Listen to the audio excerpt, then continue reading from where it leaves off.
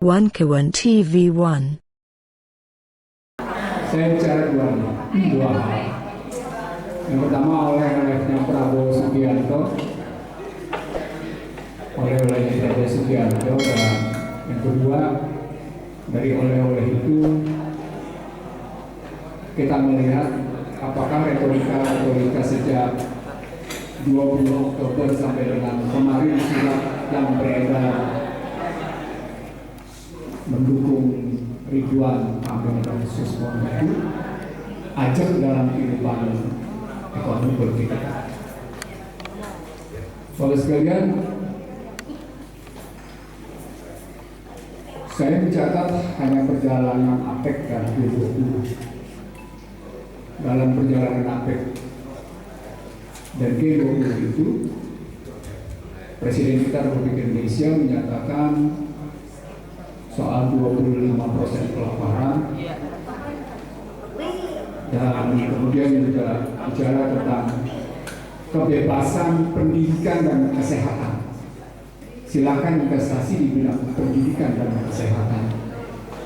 Videonya beredar luas, tapi buat saya ini omongan yang sangat berbeda dengan anggaran dasar Gerindra pasal 11. Anggaran Gerindra pasal 11 itu menyatakan mereka ingin menegakkan dan melaksanakan Undang-Undang Dasar 1945 secara murni dan konsekuen. Dan kalau bicaranya melaksanakan Undang-Undang Dasar 45 secara murni dan konsekuen, maka pernyataan Presiden Prabowo Subianto di APEC itu tentang keinginan silahkan datang berinvestasi di bidang pendidikan dan kesehatan bertentangan.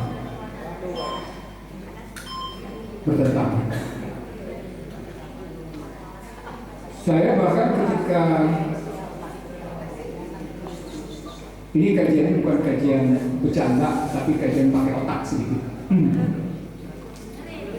Saya bahkan ketika membaca strategi transformasi bangsa yang dibuat oleh Byline, ditulisnya Byline oleh Prabowo Subianto, dan menyatakan ekonomi Pancasila atau ekonomi kerakyatan adalah Jokowinomics, Jokowinomics adalah ekonomi Pancasila, ekonomi kerakyatan, itu bukti bahwa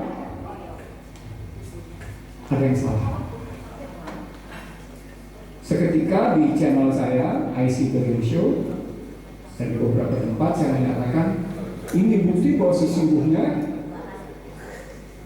Presiden Prabowo Subianto tidak mengerti apa makna sesungguhnya ekonomi kerakyatan, apalagi tidak mengatakan no one left behind. No one left behind itu konsepnya bapaknya Sumitro Jodikusumo yang ingin mengatakan pembangunan harus dinikmati oleh semuanya tanpa ada satupun yang tertinggal. Kalau itu konsepnya, maka konsep Jokowinomics bukan konsep ekonomi kerakyatan.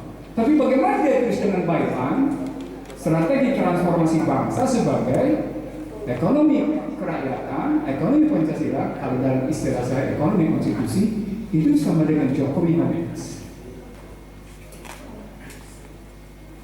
Ini bentuk misleading interpretation, satu pemahaman yang sesat. Ulang, ini bentuk misleading interpretation, satu pemahaman yang tepat. Dibuktikan kemudian dengan pidato di APEC bahwa pendidikan dan kesehatan diliberalkan.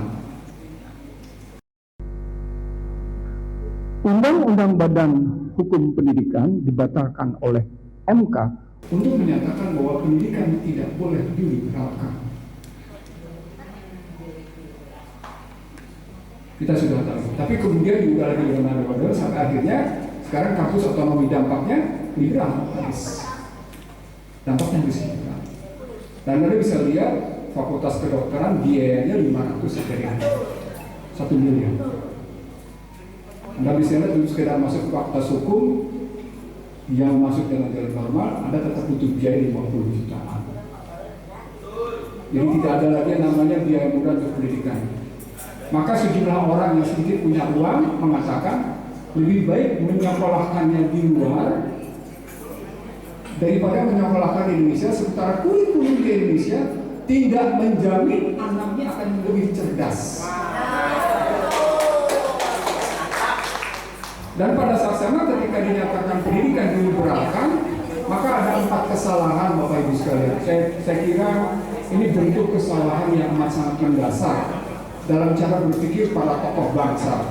Saya ingin mengatakan ini kesalahan amat sangat mendasar dalam cara berpikir para tokoh bangsa di negeri ini. Dunia pendidikan digawangi oleh 4 pihak.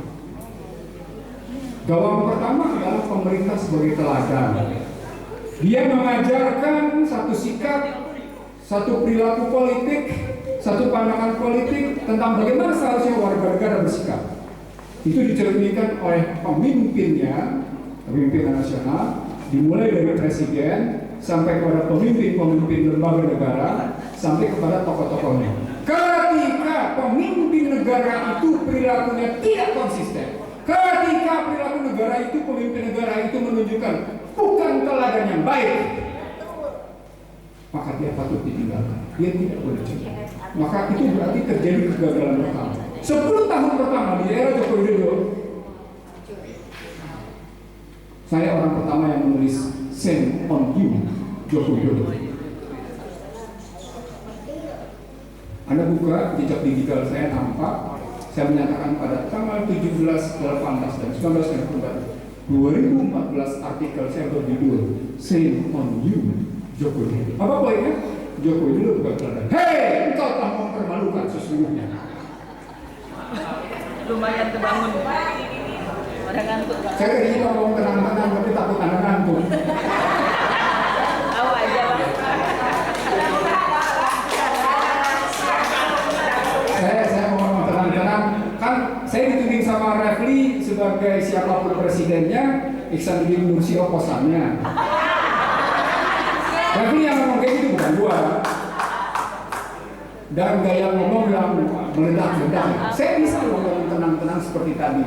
Tapi ketika saya ngomong tenang-tenang, saya lihat Bapak Ibu ngantuk. Saya terusin, Bapak sekalian. Jadi yang pertama adalah soal keteladanan. Pertanyaannya, kalau Joko Widodo tidak pernah bisa jadi teladan, pertanyaan berikutnya, Prabowo Subianto yang menyatakan akan menegakkan Undang-Undang Dasar 45 secara murni dan langsung bisa jadi teladan nggak kalau omongan gitu? Surat kemarin itu bukti nyata bahwa dia tidak bisa diteladan. Surat kemarin itu menunjukkan bahwa namanya Ridwan Kamil dan Susmono sudah kejepit karena 5 hal.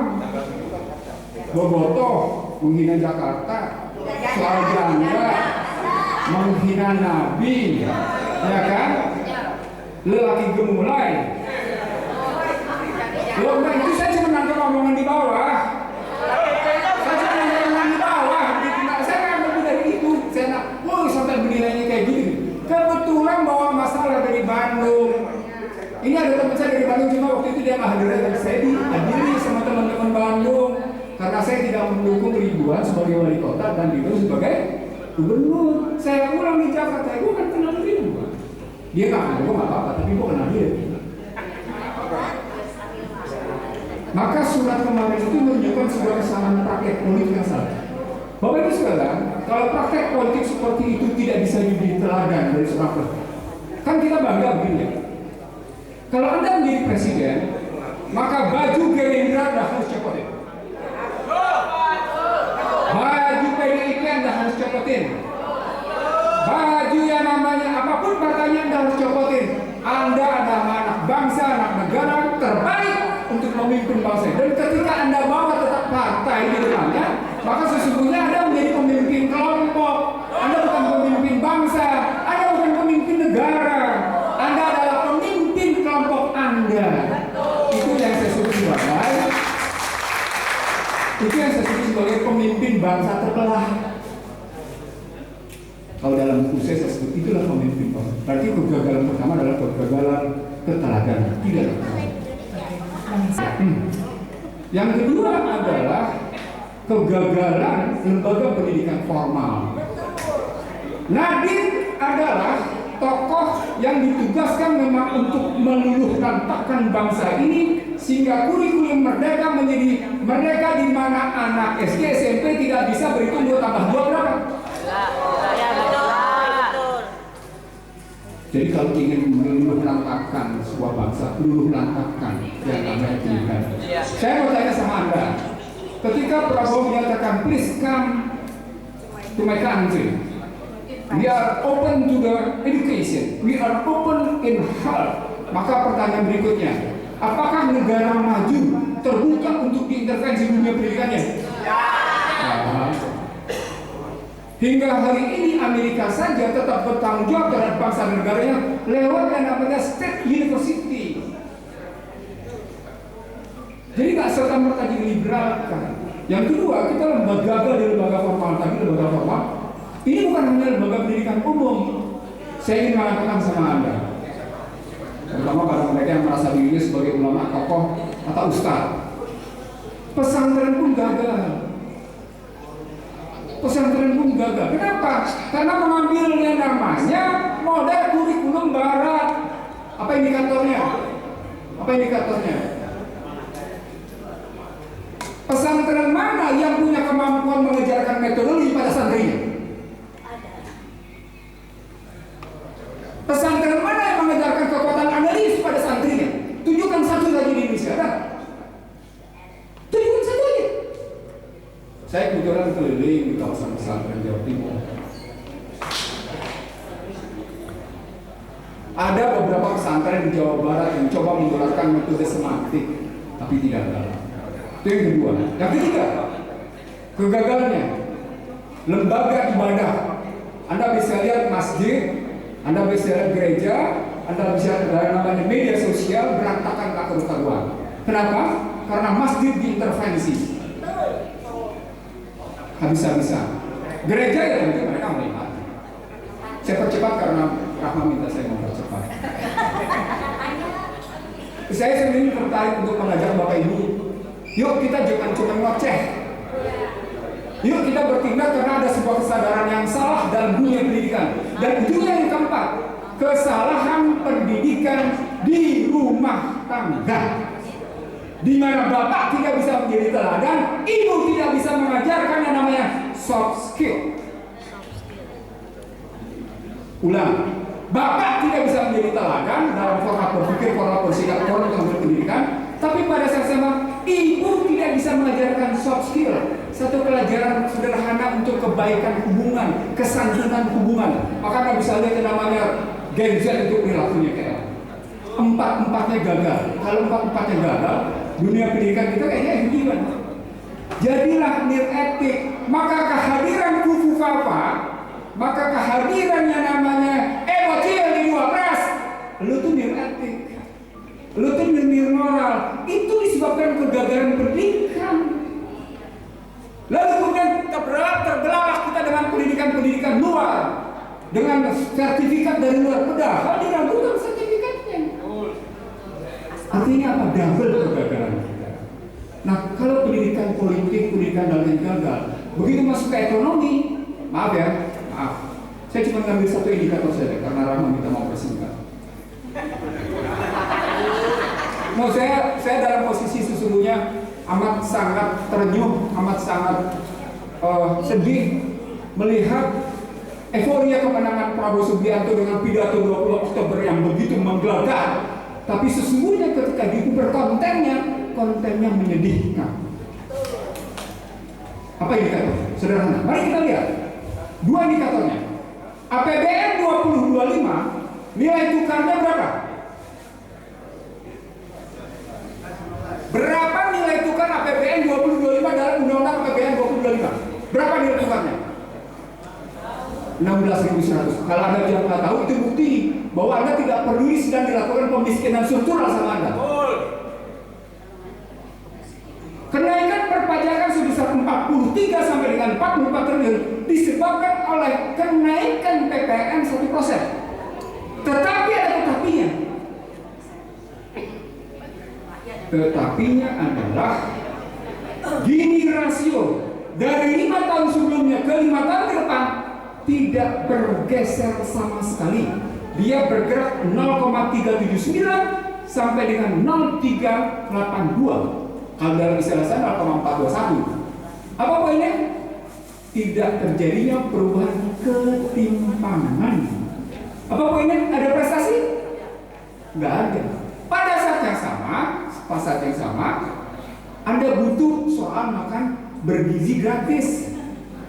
Anda butuh yang namanya bantuan luar untuk melakukan itu. Padahal, kalau dalam konsep saya pada mereka, Anda punya potensi yang amat sangat luar biasa. Tetapi karena Anda telah menumpuk isu political distrust, maka Anda tidak bisa membangun kepercayaan betapa masyarakat ingin berkontribusi melakukan perbaikan. Nah, akhirnya, Bapak Ibu sekalian, ya, sebagai tutup, saya tidak datang ke sini untuk melakukan sesuatu yang luar biasa. Soal bagaimana menggugat Fufu Fafa, soal bagaimana membawa Joko Widodo ke meja pengadilan. Ini adalah negara hukum.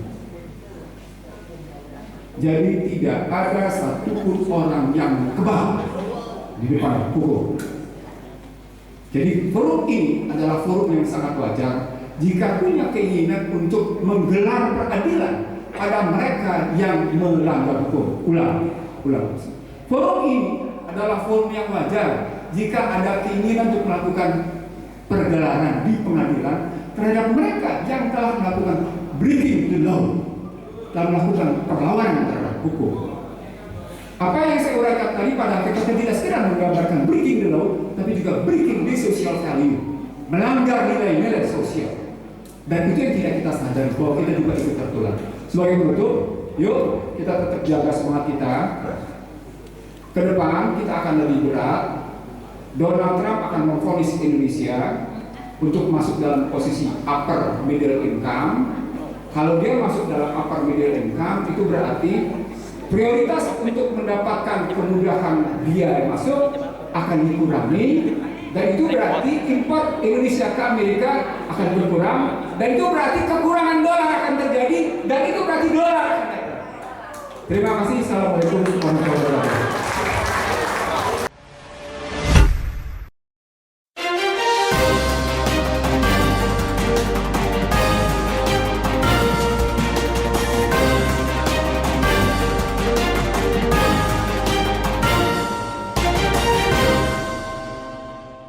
One Kawan TV 1